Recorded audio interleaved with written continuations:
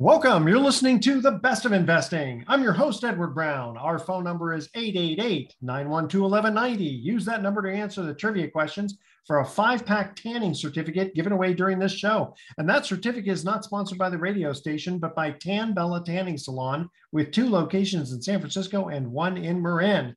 Today's trivia theme is miscellaneous trivia. Now, today I do have a special guest, Rob Napolitano of GRIT, G-R-I-T, Partners.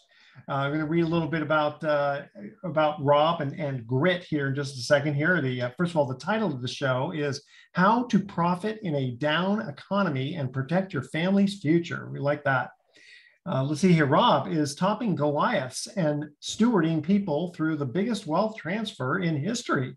During the Great Recession, Rob did file for BK, battling 2 behemoth banking institutions, came out of bankruptcy with a higher net worth than when he went in. When he went to law school, learned the inefficiencies of the system and how it worked. After gaining a full understanding of how the financial system works, he and GRIT Partners are now helping people grow their wealth and stay protected during this distressed economy.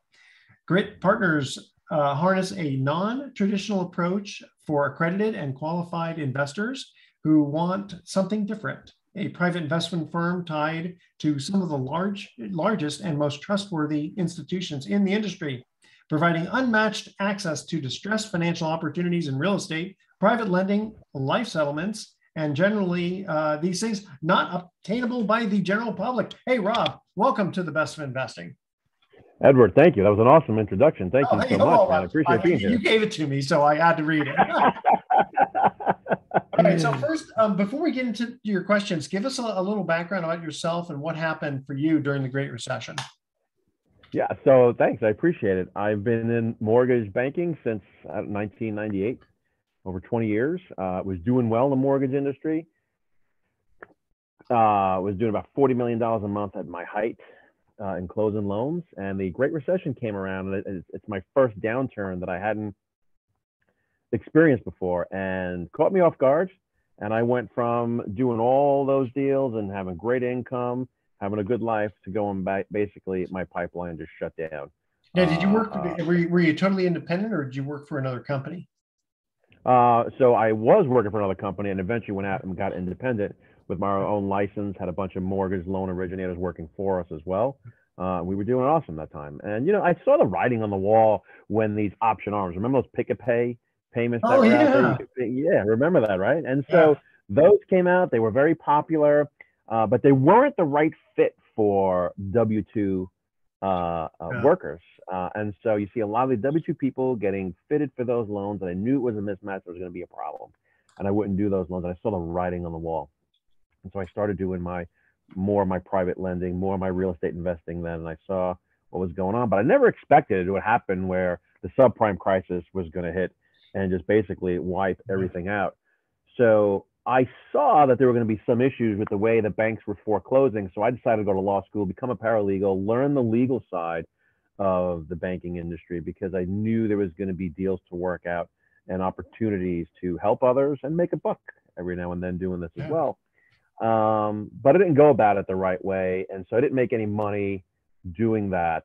So I ended up going to my bankruptcy into a Chapter 13 where I wanted to repay everybody, and took my attorney through that. And I basically told him, look, let's go account by account, and let's go see who we have to pay and how much we have to pay. And he's like, fine, let's just, do lawsuits, adversarial proceedings, as every attorney will advise you to do, right? And we did. And we took some really good strategies toward them, to the point where they did not want us to open up Pandora's box on their side as we were about to. So we had some really good traction there. And so they decided, you know what, we're better off just paying him to go away. So they paid us a large sum of money to pay all of my attorney's fees. They paid all of my creditors off, paid my entire bankruptcy estate, and I walked away with a nice big fat check. And so I'm one of the very few people you ever meet that goes in at a certain net worth and comes out at a higher net worth. Wow. Okay. But more than the money was my experience when we went into the discovery and all the stuff that we saw and how the real banking system works, and how intimate it is with their own little groups of people, how they always win and the regular citizenry doesn't. How losses that they have taken uh, only get pushed out to insurance that they have. So insurance companies can pay them. So they never lose. And so when they did that, I said, I want to build something just like that, because the way they built it was genius, but they were taking advantage of people in the meantime. So I wanted to build something better. All right, we're going to continue on when we come back from our break. Our first trivia question is the Da Vinci Code the movie The Da Vinci Code opens with a murder in which famous museum? All right, don't say anything yet. Call 888-912-1190. First caller with the correct answer wins that tanning certificate. Again, here's the question. In the movie The Da Vinci Code, it opens with a murder in which famous museum? All right, stay with us. You are listening to The Best of Investing. Don't touch that dial. We're going to be right back. Welcome back to The Best of Investing. I'm Edward Brown, your host, along with my special guest, Rob Napolitano. And our first trivia question, The Da Vinci Code, the movie, opens with a murder in which famous museum? Rob, do you know the answer? I believe the answer is right in the heart of Paris, called the Louvre. The Louvre. Yes, that is correct. Hey, before we start back with you, Rob, I do want to make a mention here for the Mount View Hotel and Spa in beautiful Calistoga. They're having 15% off this summer. $395 a night for weekends, $295 a night for the weekdays. And I got to tell you, I've been there before, and it's one of the nicest pools, especially with all the spa minerals that you get. So check them out at the Mount View Hotel and Spa. All right, so I'm in the studio here. Well, I'm in the studio, and Rob, you're back east. Rob Napolitano with Grit Partners. And what does Grit stand for? So GRIT actually is an acronym for Global Realty Investor Trust. Okay. Because it has all the pieces that we try to enjoy. And then we decided, our branding manager said, you know what, though? The way you guys actually roll up your sleeves and really get dirty, we got to make it a word. And so you guys are the Grit. And there you so go. We are the Grits. You know, it's funny you mentioned about the banking system and the crisis and all that. And I remember I had a situation where I had a commercial building, and it was a situation where I was underwater in the building, but I still made my payments, and the loan was coming due, and I had to walk into the bank, and I literally I had like a set of car keys with me, and they were not playing hardball too bad. They were like two bankers, and I remember when they wanted to say, well, you got to pay blah blah blah, and I said, guys, you're increasing the interest rate. I said, I'm working for you at that point. I said, here are the keys to the building. I said, it's underwater. I go, here, take the building. And they kind of pushed it back. I mean, no, hold on. Don't worry. We'll get you a proposal.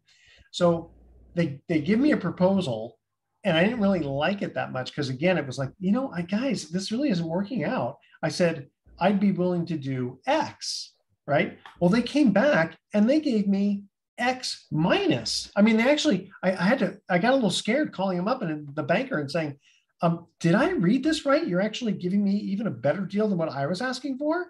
And they said, no, you got it right. I said, take it, done. It was awesome.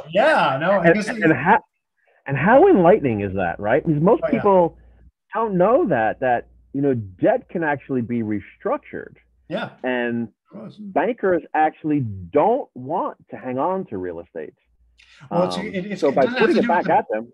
Yeah, I was going to say, you experienced this. It doesn't have to do with like the reserve requirements and the negative multiplier effect. So there's a couple of reasons why. There's a couple of reasons why they don't want real estate. Number one, real estate is a lot of work. And the mottos of these bankers are, hey, how much money can we make with doing the least amount of work? Which is not a bad thing. We all want to do that, right? I mean, wait. That's my motto. Make more, work less. Okay, I like that. Right. So we'll give them that. Fine. They got the right motto. We all want to be like them. That way, let's make as much as we can, do as least amount as possible. So owning real estate, anybody that owns real estate, I'm sure you know too, you're not working. It is a lot of work. Yeah. It is a lot of work to do that. And so right away, once you start giving them back the keys, and they're like, wait a second, we own the real estate? That's a lot of work. We don't want to do that. That means we actually can't go do the things we want to do, and we have to do real estate? No. They have to. It's actually a good Yeah.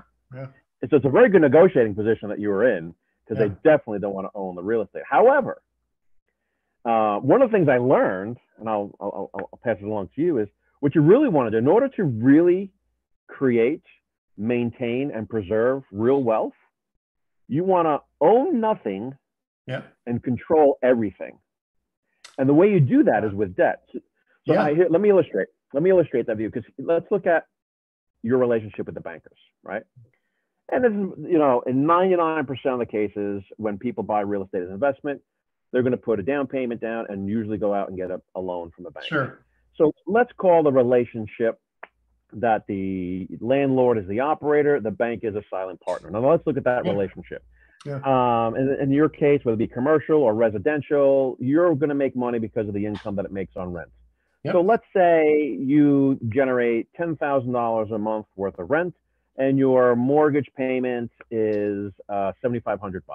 Sure. You're making $2,500 as positive net cash flow. Everybody's taught that's the way you make passive income.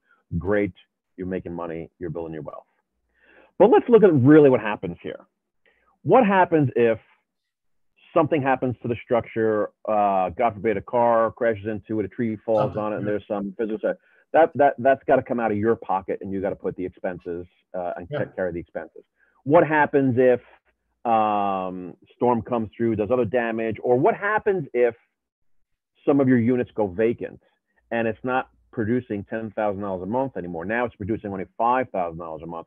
You got to come out of pocket for the other $2,500. So in the course of that relationship, the bank gets paid their $7,500 no matter what. Correct. It doesn't care whether you don't have the income, whether you have to do repairs, whether you have other stuff going on there. It doesn't care at all. And it just wants its money. And if you don't pay the money, what do? Foreclose, and they get the asset at 60 cents on the dollar. And then they go and find somebody else like you to go sell it to run it. And so that's how they control without owning, and owning the debt is always the way to do that. Which again, that's why I have the exact same philosophy. I'd much rather just be a lender, coupon clip, and if I get the asset back at 60 cents on the dollar, fine, for exactly those reasons. Tell you what, we're going to get to our next commercial break here. I know it goes kind of fast. It's good stuff here. What Nicholas Sparks' book about a young socialite and her longtime crush was made into a movie starring Ryan Gosling and Rachel McAdams? All right, that's our trivia question. Call 888-912-1190. First caller with the correct answer wins that tanning certificate. Stay with us. Best of Investing. We'll be right back. Welcome back to the Best of Investing. Again, I'm Edward Brown, your host, along with my special guest, Rob Napolitano. Second trivia question. What Nicholas Sparks' book about a young socialite and her longtime crush was made into a movie starring Ryan Gosling and Rachel McAdams? What was the name of that movie? Came out. The Notebook. Yes, The Notebook. Very good. 2 for 2. The Notebook. Your mic is kind of cutting in and out. Your video and mic, you're kind of cutting in and out a little bit. Not sure why. You're kind of frozen on the screen right now. Okay, now it looks like you're open. Okay.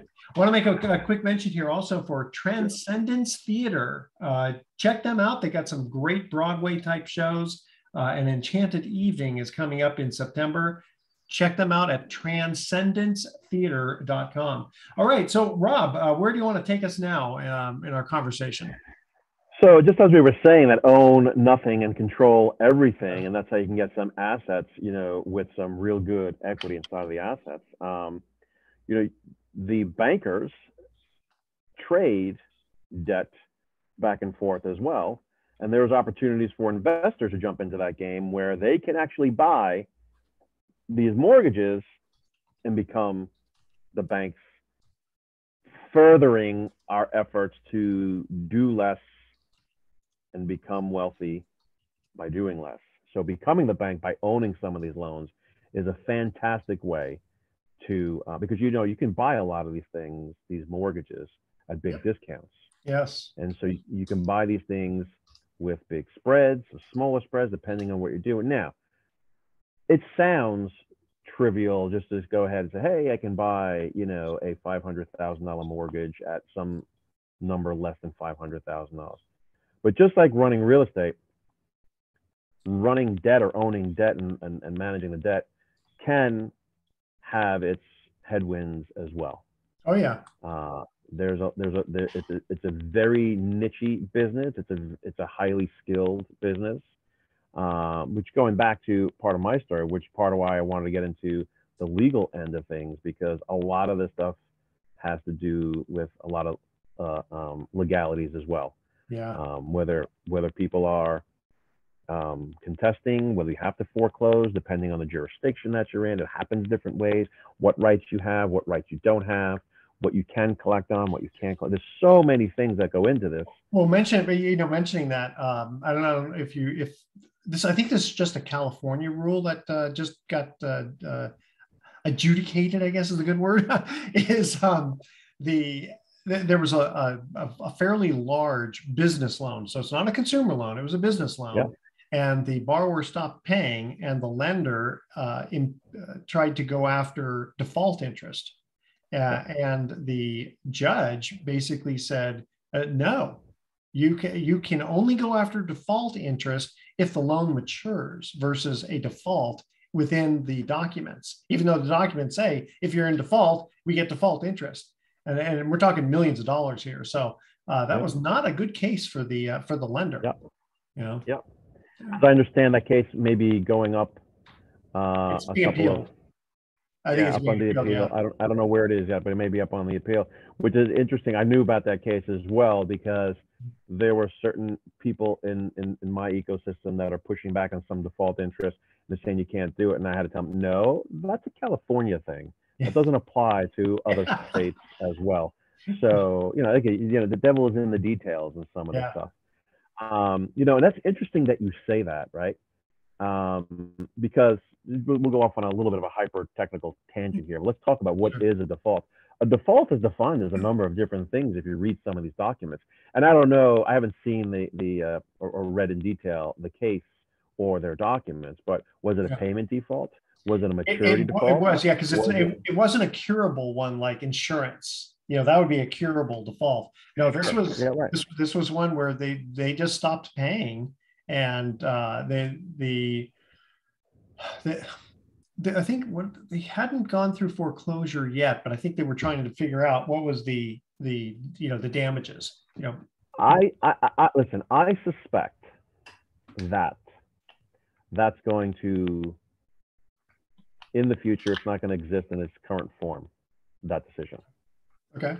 That's what I suspect. I think that'll be amended one way or another. In my mind, and my opinion doesn't matter, but in my mind, I think that, applying that logic on a consumer, fair. Yeah, exactly.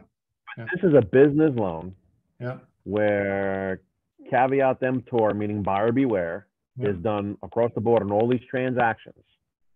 Nobody's putting a gun to their head. They don't have to take the loan.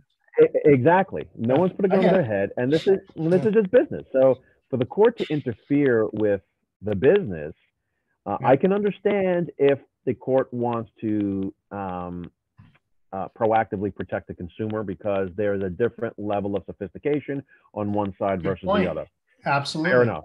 And taking someone's home away is something different. Yeah. Yeah, exactly. And so from the point of view of sophistication, when you're doing B2B, business to business, it's supposed to be understood that you're on the same level of sophistication and it's fair game. Yeah, because judges are not supposed to change contracts. They're supposed to just interpret the contracts. And these are very, very clear. Yes, they can. They have a power too. So that's why I think that, again, not knowing too much detail, my personal opinion is that opinion is not going to exist in the future in its current form. There'll be some sort of revision, modification, or I think you're probably right. Before we cut to break, now you said you did the paralegal. Did you get your law license also, or just the paralegal? No, I actually like to make money, so I didn't want to become an attorney. Yeah. So, no. Well, hey, listen, attorneys to me are like Listerine. I hate them, but I use them twice a day. Okay. All right. You ready for our third commercial trivia question? This is a lot of fun there, Rob. Okay. What popular young adult book series sends quote tributes to participate in a televised competition in which they fight to the death? It was a movie. A couple of movies that came out in the last, let's say, 10 years. What popular young adult book series sends, quote, tributes to participate in a televised competition in which they fight to the death. All right. 888-912-1190. First caller with the correct answer wins that tanning certificate. Stay with us. Best of Investing. We'll be right back. Welcome back to the Best of Investing one more time. I'm Edward Brown, your host, along with Rob Napolitano, my special guest. Third trivia question. What popular young adult book series sends, quote, tributes to participate in a televised competition in which they fight to the death? If I name the movie, you'll know the name. You ready? It's not Fight Club, is it? No. The Hunger Games. Oh, the Hunger Games. Yeah, yes, of course. Okay. Quick mention here also for Gym Guys, Guyz, Gym Guys with a Z. They have, it's one of those situations where the gym comes to you. So you don't have to go to the gym. Call them up, 855-Gym Guys, and that's guys with a Z, and they'll come to you. Good stuff. All right, Rob Napolitano, where are we going from here? What else you want to cover? We got one last big segment. Well, listen, let's talk about what I'm going to toot my own horn and pat my own back here a little bit. So let's talk about what no one else is doing, in this industry as well. So part of what I learned going through what I did in the bankruptcy, and I mentioned that earlier about how these banks don't lose because they insure all their losses. And there's nothing like that in our industry on the private real estate side, whether we're buying property, whether we're buying notes or anything like that. Whenever we take losses, we're going to have to take losses, put them on taxes or whatever. But there's nobody coming in. We don't have any sugar daddy or sugar mama that'll just pay for anything that we screw up, right? Actually, though, in California, back in the 70s, Fireman's Fund did insure mortgages for a private company until the guy ended up having 15 unrecorded mortgages on people's houses and a little Ponzi scheme, and then they got out of the business. But yeah, I've always wondered if there would be like a Lloyd's of London or some other company, but they'd have to underwrite every single mortgage. That's the problem. So we've solved that problem. We think we have anyway. We believe that we have, and that's what we did when we started buying abandoned life settlements. So we took a fund and we started.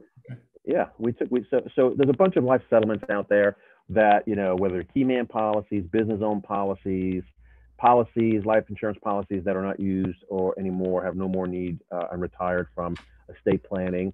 And then there are some policies that consumers can't afford to pay premiums on anymore as well. So instead of those policies lapsing, where the insurance company wins, so our group will go in and buy those policies, continue to make payments on those premiums, and then at some point in the future, we get a lump sum.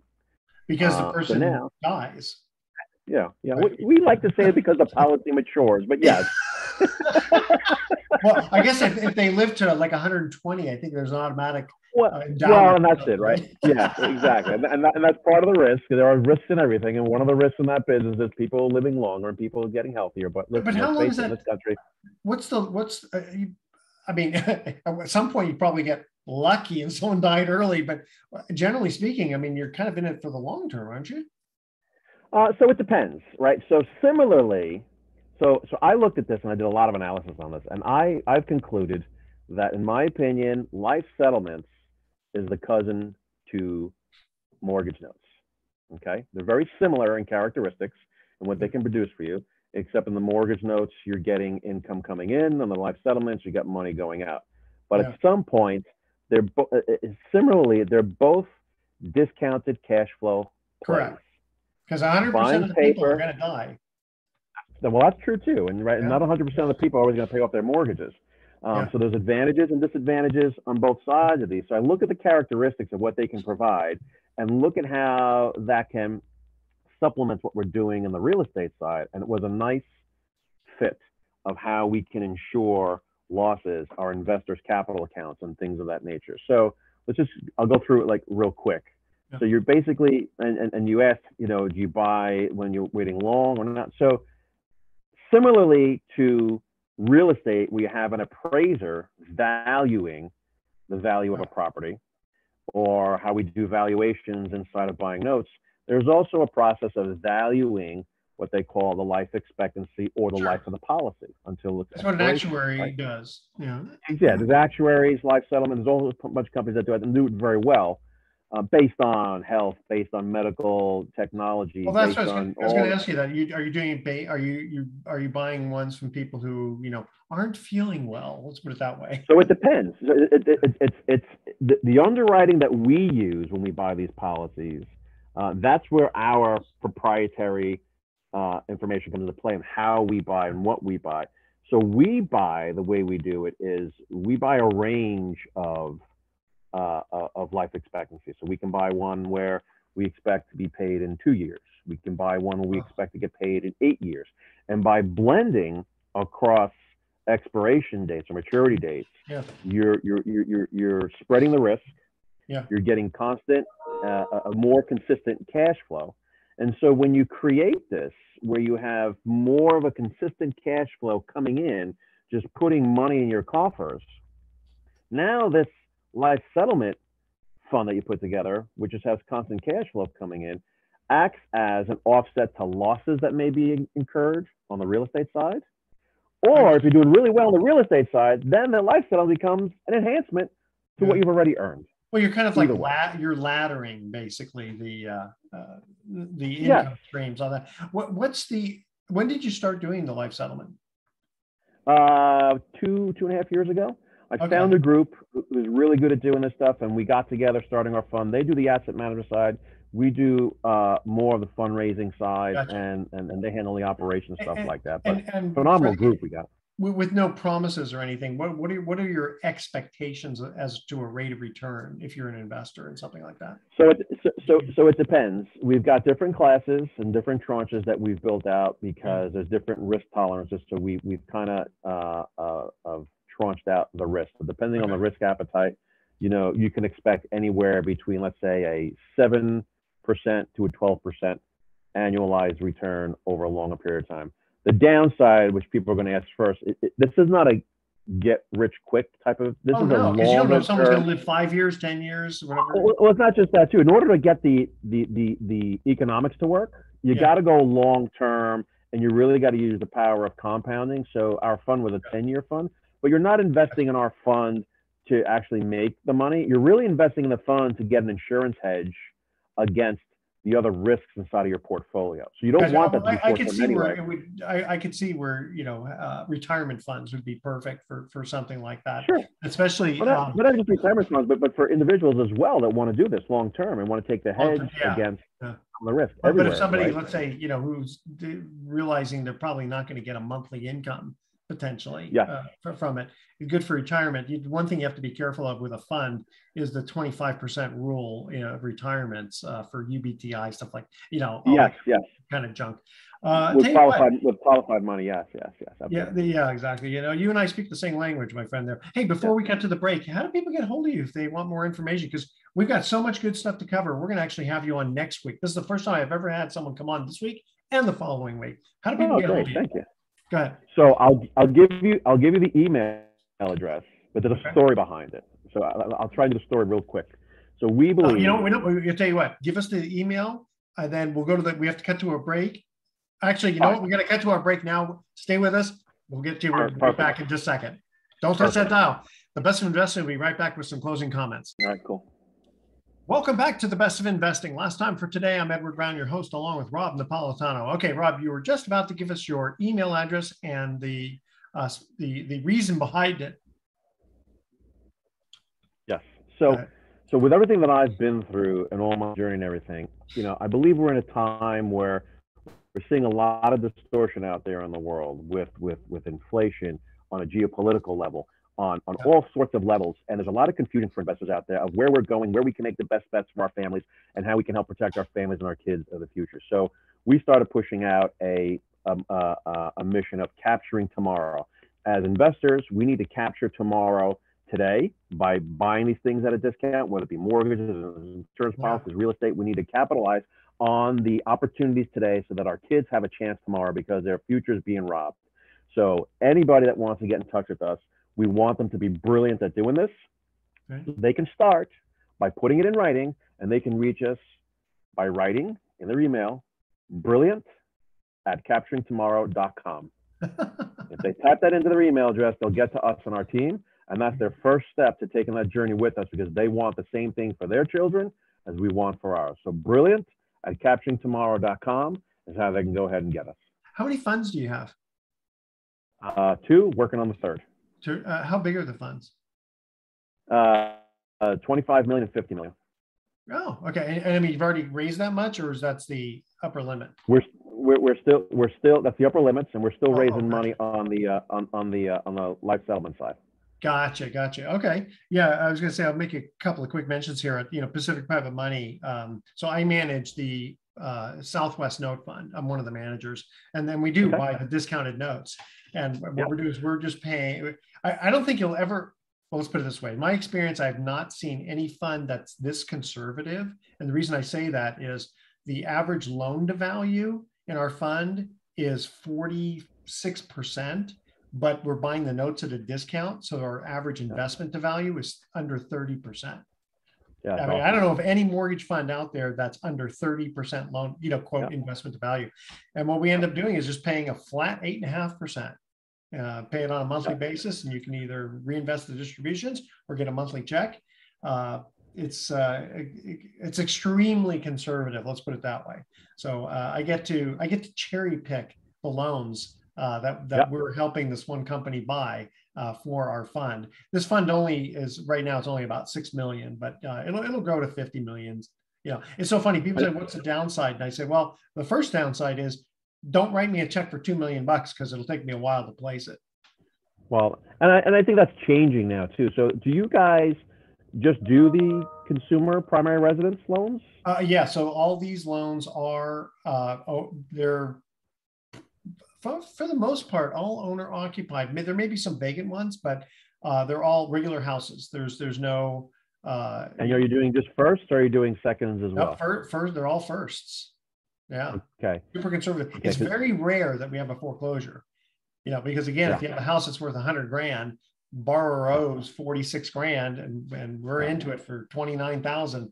They're going to sell the house or something. I mean, or if they don't, lucky us. And then our other fund, our other major fund is the Freedom Fund. That one's right now it's about 65 million in that. And we pay anywhere from 7 to 9%, whether you invest 250, 500, or $1 million. And that's also the same strategy, buying the distressed notes? We're originating notes. We're just like the bank. We're just like Wells Fargo. You want to buy a house, you come to us. If you can't get money from Wells Fargo. Using MLOs, doing the they call it the qualified? No, not the scratch and dent. They call them now is. Well, we're doing regular bridge loans. I mean, primarily bridge loans. Oh, you're the bridge loans. Okay, so it's not consumer loans. Yeah, regular consumer loans. Yeah. Okay. Hey, and check them out at pacificprivatemoney.com. All right, here's our thoughts for the day. You ready? So I hired a contractor and gave him a to-do list, and he only completed items 1, 3, and 5. Turns out he only does odd jobs, and I can't understand why my calculator stopped working. It just doesn't add up. All right, tune in next week to The Best of Investing. We're going to be giving away more free prizes for answering trivia questions and, of course, having more dad jokes. Thanks for listening. On behalf of our team, I'm Edward Brown, wishing you the best of investing. So long.